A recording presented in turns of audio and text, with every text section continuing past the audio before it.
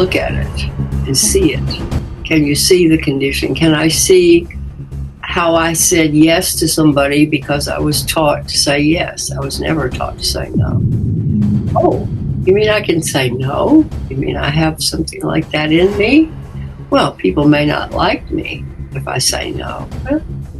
Okay, people have a right not to like me. We're going to go through a little rational process here of trying to figure out what is the automatic, autonomic, mechanical response that I bring. And so one begins to understand the difference between a response and a reaction. So why is dialogue so important, especially now?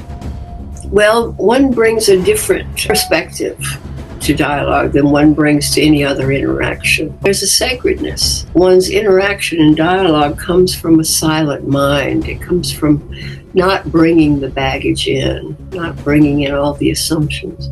In the process of dialogue, as you're respecting another person and you're speaking to another person, you begin to see that the baggage pops up.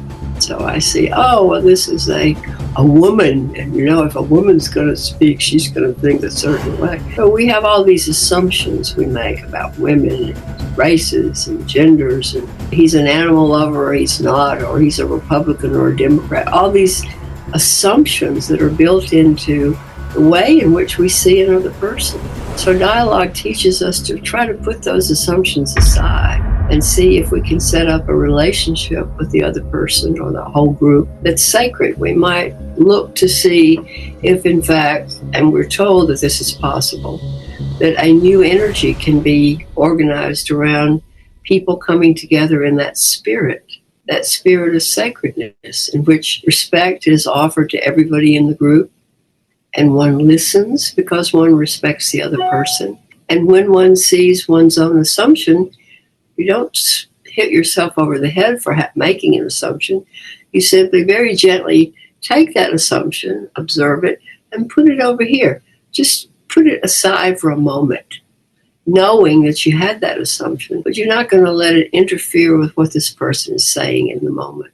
So it brings a sacredness to human interaction that validates oneself as well as the other person, and can lead to this strange situation of elevated energy that occurs when people come together with certain intention. So we know that people can come together with higher intentions than just self-serving, give me the biggest piece of pie. When people come together to serve a higher principle or to serve the benefit of other people in the room, a certain energy can develop.